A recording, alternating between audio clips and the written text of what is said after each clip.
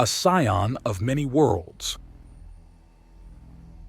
The first place they search is a small cove that Banshee had informed them of. Apparently there were a lot of them, little places with subtle axiom effects, similar to what she had done to Isle Lolm.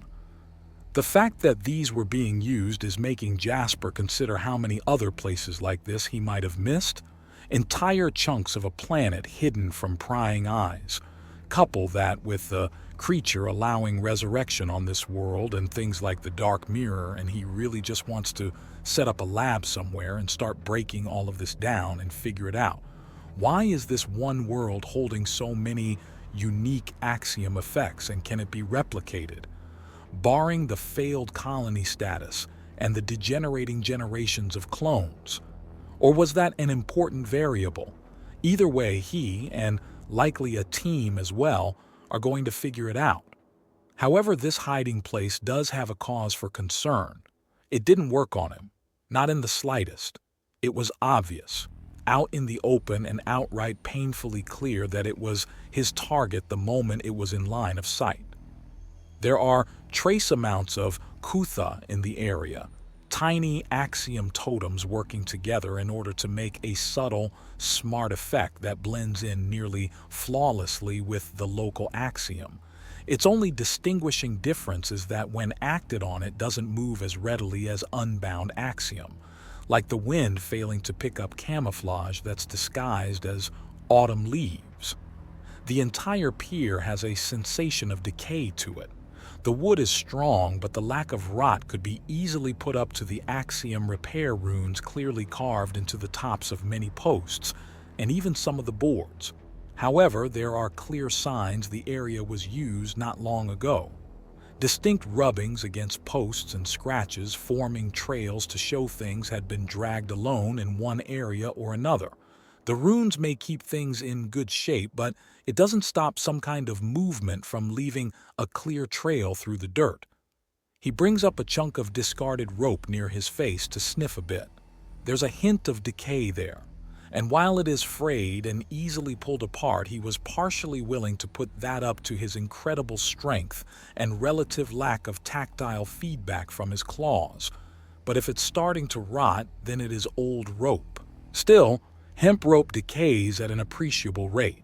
It's at most a few weeks abandoned. This port has been used relatively recently, since he awoke at least. He lets the rope go and considers the area again. His antenna's senses are somewhat muted due to the natural amount of humidity in the air. There are several shacks and huts, too small for him to casually enter, and the girls are picking over those. His eyes tell him that this is a high-tide dock. There are several wooden wheels that, with some rope work, could be used to lift a ship out of the water. I'm not much of a sailor. Can anyone give me a time frame since they last used this port? Beyond some time in the last 2 months at least, Jasper asks as he looks around. This is just a place to hold the place. 2 weeks at most. Banshee calls out from the shack she's currently looting. Here we go. The bitch still does this. The Foza woman emerges from the shack with a jewelry box in her hands. Everyone gathers around her as she puts it on an abandoned table and upends everything inside it. No less than 20 pieces fall out. It's Magrika that asks the obvious question of, how does this help? The Shadow likes to have trinkets, but doesn't care to have doubles. Every one of these baubles is from a different place, and all of them are a place she's either going to hit or already has in the last 2 weeks, Banshee says, putting the box to the side. Meaning we can get ahead of the ship and lay an ambush. Jasper catches on immediately. Does she have further patterns? Does she like to do things north to south or in some kind of symmetry? No. All right then. Still, elimination gives us a hint to their movements, Jasper says. He examines the baubles. Lady Allure, Banshee, I am not local to the area. They've struck Port Lazis, the fishing town of Armshee and the twin river city of Ka Orba. Lazis has a heavy trade in pearls, so that takes this out. Armshee sells scrimshaw, so this goes, and Ka and Orba are known for different things. Ka is wealthier and proud, so this golden comb, and Orba is known to be scrappy, so this twine-bound knife. Lady Allure says, picking out the pieces and putting them back in the box. All right, what's the pattern in those that are left? Jasper asks. All the scientific knowledge in the galaxy, and it's nearly useless here.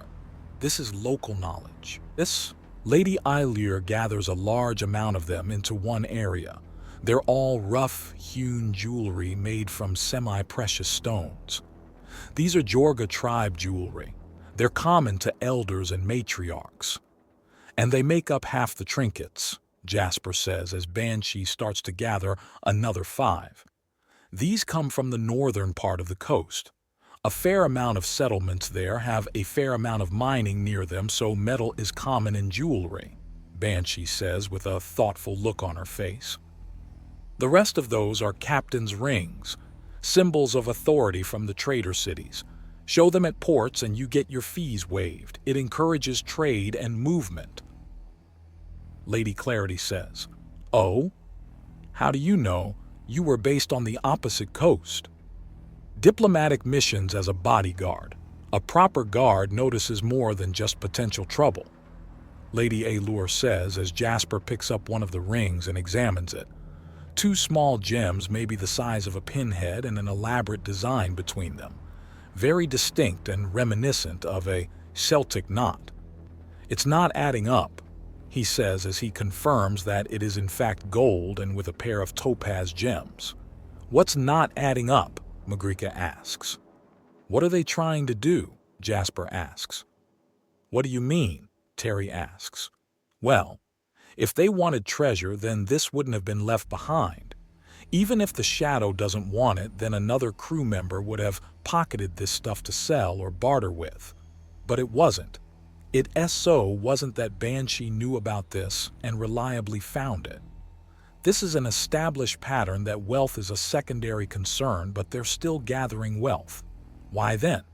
Why go out and steal if you aren't going to keep or sell any of it? To deny it to other people? To cover up something else being done? If it is a cover-up, then what is it covering up? Are these widespread assassinations being disguised as a pirate rampage? Is information being gathered? We're missing information, but the hole it's leaving says quite a bit about it. They do take slaves. It's how they got their hands on me, and my escape led into my recruitment into the Grand Midwives, Lady Allure says, and Jasper nods. So, are we looking at this wrong? Are they actually pirates or are they slavers with sticky fingers? Jasper asks. The Forgotten, Banshee says, and Jasper slowly turns to look at her. I was born in the Slaver Empire. I was born a Varu, lower caste but freeborn, barely. I had the technical rights of a citizen, but neither the authority nor resources to do anything with it, but maybe scream if a press gang got their hands on me, which they did. I'm sorry to hear that, Jasper says with a claw on her shoulder. He wishes he had something other than serrated black spear blades for fingers at a time like this. Deadly weapons aren't very cuddly. There's a caste lower than even most slaves, the lowest slaves, the Forgotten. They're slaves that have been stripped of everything, even their names and memories. Their existence keeps the other slaves in line, letting everyone know that there's still something to lose if you fight. No matter how little you have, you're not a Forgotten.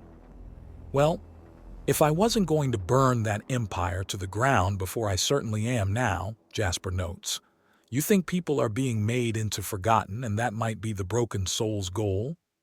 It would match up with the ship name if nothing else, Lena notes tartly. It's been a while since I was this eager to drown someone. Think there's going to be another weird twist where the villain turns out to be another victim and gets adopted by our big fuzzy boss? That has only happened once, Jasper protests. Still happened, Lena chirps. Okay, anyways, they have a clear pattern. Jorga tribes, northern ports, and trader cities. Those are the next targets, Jasper says, pulling out the map again. A clear line that goes right across the ocean to the Slaver Empire, Terry states. Why was it that this wasn't mentioned? Surely if the slaver empire was sending out pirates to attack other nations, there would be retaliation. They've been hunting the broken soul as well as other ships and false slavers, as they put it, Lady Allure says, and Jasper considers. So how fervent are they when it comes to hunting these pirates? Jasper asks as a rather interesting plan starts churning in his mind. Very. If you were to take their efforts at face value, then they utterly despise unlawful slavery to the point of obsession, Lady Allure says, and Jasper smiles. Good. Time to turn some screws then. Time to what? Jane asks. It's time for me to use something other than brute force. I have legal authority and I stand out. This means I can make things very uncomfortable for the broken soul, Jasper says as he considers. Not to mention I've been needing to make proper contact with them and, oh, I know what to do.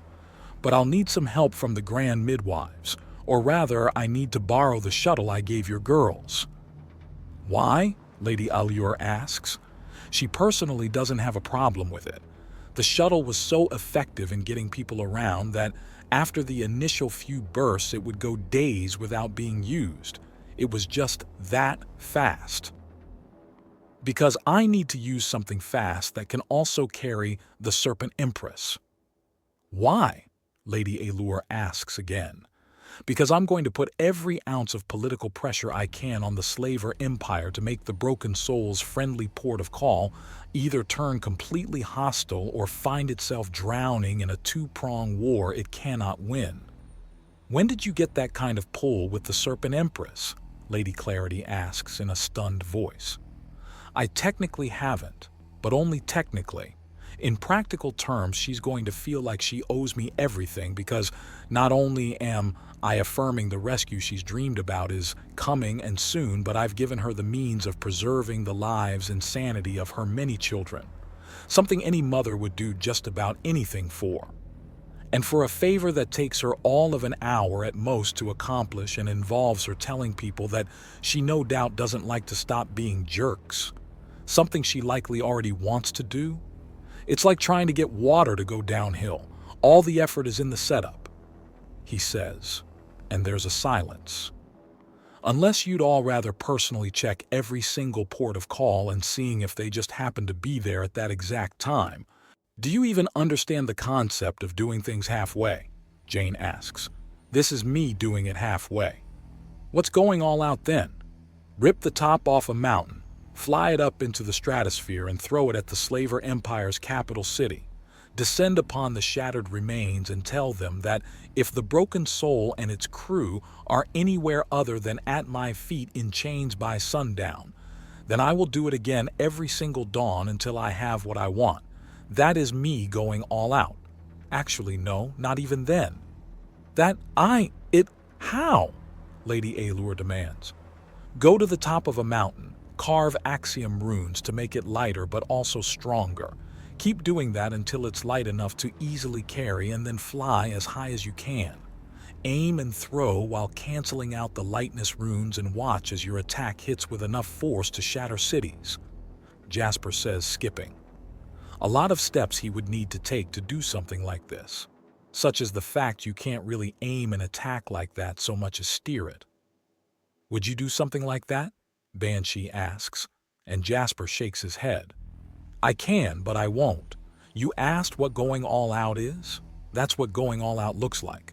No concern for collateral or innocent lives. If I ever stop caring about people, I'm going to start doing a lot of damage. So yes, calling in a political favor from an influential woman and an influential organization that I'm on good terms with is me doing things halfway and rather gently. I'm still getting over the fact that your big going all out can be summarized as throw a really big rock at them really hard, Terry says in a slightly stunned tone. Simplicity has an elegance all its own, Jasper replies.